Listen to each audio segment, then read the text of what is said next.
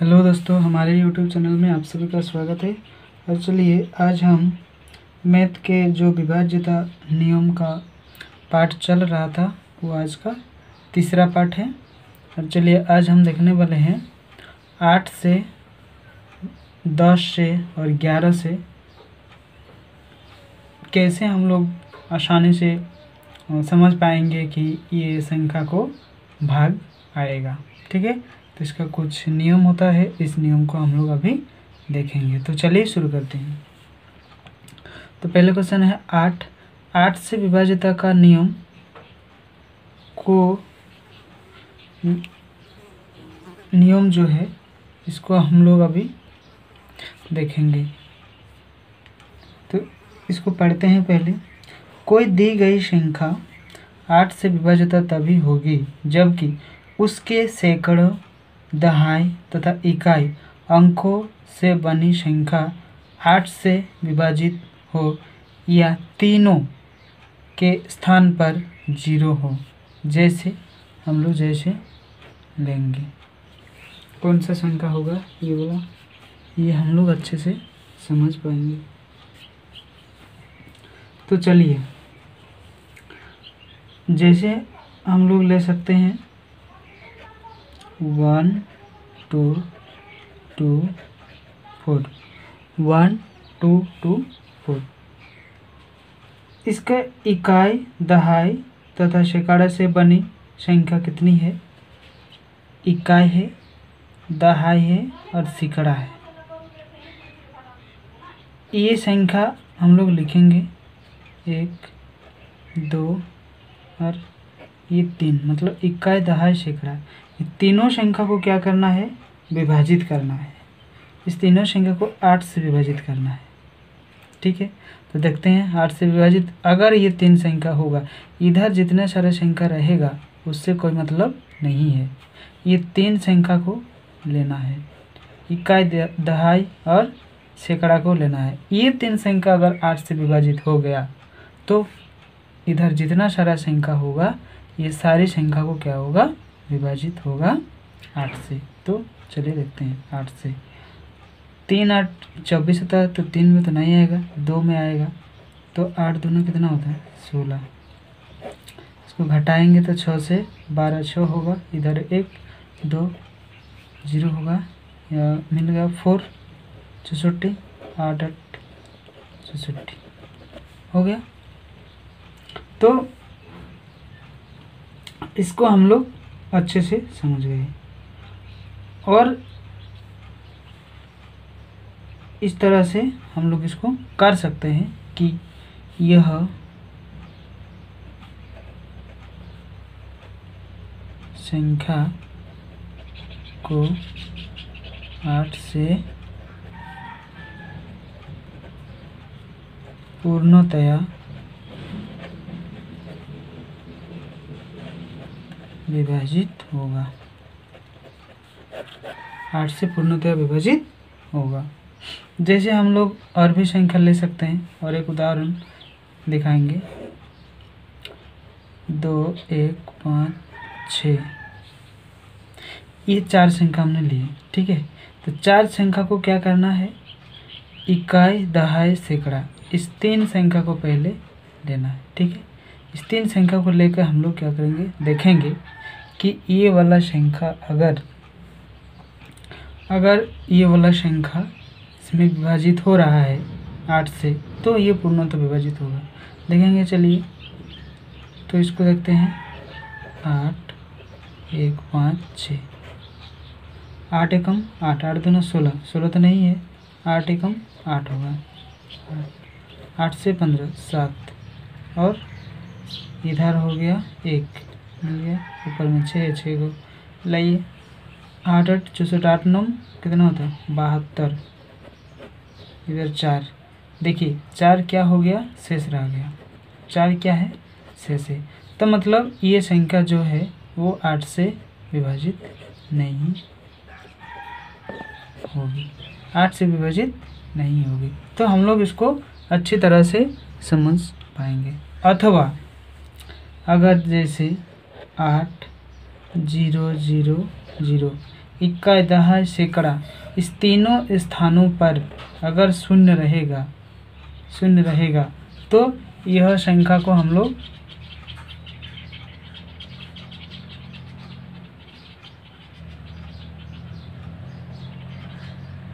इस संख्या को हम लोग क्या कर सकते हैं, समझ सकते हैं कि ये पूर्णतः विभाजित होगा। ठीक है, तो इसको हम लोग क्या किए, समझ गए। इकाई, दहाई, सैकड़ा तीनों को विभाजित होगा 8 से, तो बाकी जितना सारा इधर संख्या रहेगा वो सारा संख्या क्या होगा, 8 से विभाजित होगा पूर्णतः। अथवा इकाई, दहाई, सैकड़ा तीनों स्थानों पर अगर 0 रहेगा, देखिए यहाँ लिखा हुआ है तीनों के स्थान पर 0 रहेगा तो वह संख्या भी पूर्ण रूप से विभाजित होगा। आगे इधर जितना सारा संख्या रहेगा उससे कोई मतलब नहीं है। चलिए अभी दूसरा क्वेश्चन को हम लोग देखते हैं।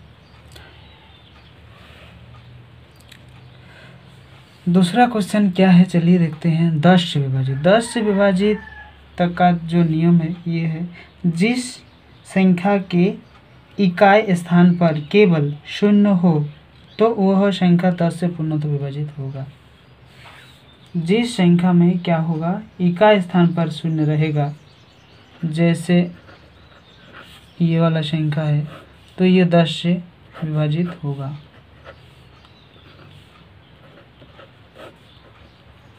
दो आया, एक आया, फिर इधर 60, तो ये संख्या पूर्णतः विभाजित होगा। जैसे इसको देखेंगे तो ये वाला भी वैसे ही है,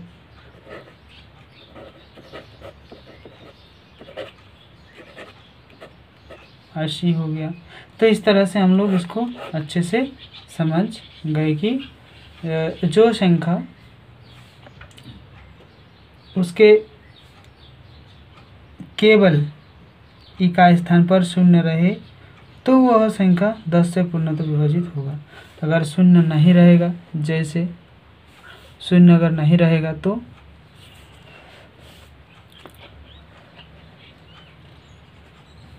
जैसे 5, 6, 0, 8, तो इसको 10 से आएगा, नहीं आएगा।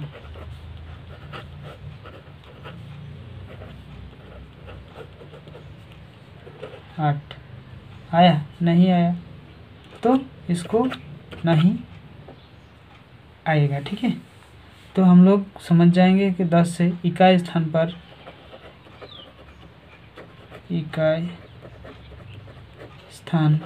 पर यदि 0 हो तो वह संख्या 10 से पूर्णतया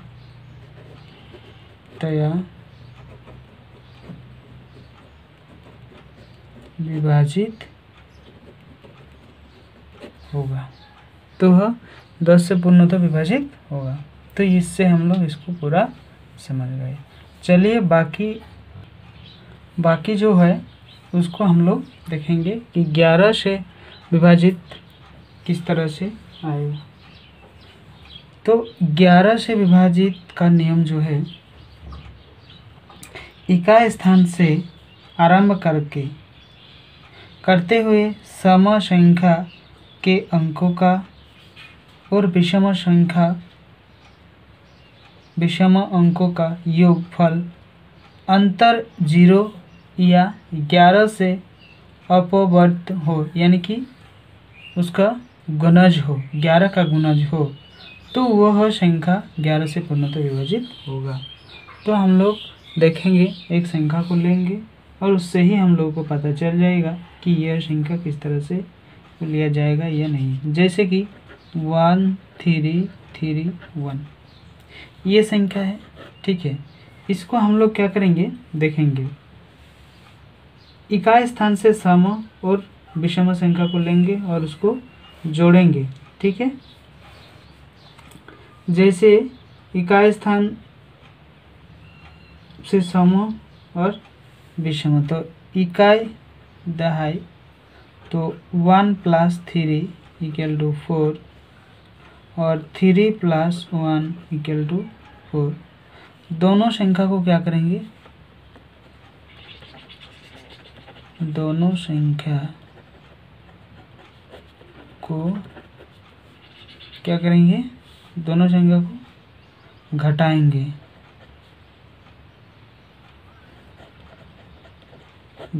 ठीक है। 4 - 4 क्या हो, 0 का मतलब 11 से इसको विभाजित होगा, 1 3 3 1 11 से विभाजित होगा पूर्णतः। देखते हैं, चलिए 11 कम 11 2 3 2 22 1 1 11 कम 11 हुआ, ये वाला हो गया। इस तरह से मतलब यह संख्या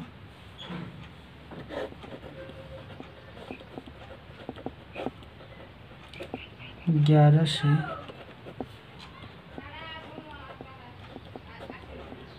पूर्णतया विभाजित होगा। हम लोग और एक उदाहरण लेके देखते हैं, जैसे 5 6 7 8 2, इसको देखते हैं ये संख्या होगा कि नहीं होगा। तो इकाई स्थान से शुरू करेंगे हम लोग, यहाँ वही लिखा हुआ है। इकाई स्थान से आरंभ करते हुए सम संख्या अंकों का योग और विषम संख्या अंकों का योग, मतलब इकाई, दहाई, सैकड़ा और हजार और 56,000। तो एक छोड़ के ये वाला और ये वाला संख्या का हम लोग क्या करेंगे, जोड़ेंगे, और ये वाला संख्या को जोड़ेंगे, ठीक है। तो इधर 5 और 2 7 और 7 कितना हुआ, 14, और ये 8 6 और 8 कितना हुआ, 8 6 14। तो इसको क्या करेंगे, घटाएंगे, 0 हुआ। इसका मतलब यह संख्या भी 11 से पूर्ण रूप से विभाजित होगा। हम लोग करके देखते हैं, चलिए। ये करने का जरूरत नहीं, इस तरह से करेंगे तो आप लोग को पूरा पता चल जाएगा कि यह संख्या पूर्ण रूप से विभाजित होगा या नहीं होगा। तो इसको हम लोग करके देखते हैं, चलिए। 5 6 7 8 और 2, इसको 5 55 हुआ, 1 17 11 हुआ, 6 8 6 में आएगा, 2 22 2 22 हुआ। तो इस तरह से आप लोग कर सकते हैं, एकदम इजी है। इसको याद रखना है, 11 में क्या करना है, एक छोड़ के, जैसे कि जितना बड़ा संख्या होगा उससे कोई फर्क नहीं पड़ेगा। जैसे इसको लेना है, इसको लेना है और इसको लेना है, 1 2 3 4 चार संख्या को जोड़ना है, और इधर से ये वाला और ये वाला संख्या को जोड़ना है, ठीक है। इसको जोड़ेंगे और इसको जोड़ेंगे, दोनों का जो फल होगा उसको क्या करेंगे, घटाएंगे। क्या करेंगे, घटाएंगे। घटाएंगे तो अगर उसका आंसर 0 आया, अथवा 11 अथवा 12 अथवा 12 नहीं होगा, 22 अथवा 33 अथवा 44 अथवा 55 66, इस तरह से मतलब उसका गुणज आएगा, तो वह संख्या पूर्ण रूप से 11 से विभाजित होगा। और 0 आएगा तो भी होगा, और 0 अगर नहीं आया तो इस तरह से उसका गुणज आएगा तो भी होगा, ठीक है। तो ये जो हमने लिए थे पार्ट, ये यही ख़त्म होगा। अभी हम लोग इसके बाद में सीखेंगे बड़ा वाला संख्या, भाजक को कैसे निकाला जाता है, भाज्य को कैसे निकाला जाता है, ये सब हम लोग सीखेंगे। तो जो नए स्टूडेंट हैं इस चैनल में, वो इस चैनल को सब्सक्राइब कर लें, ताकि आने वाले जितने सारे वीडियो होगा ये अपलोड देंगे तो आप लोगों को मिलता रहेगा। Thank you.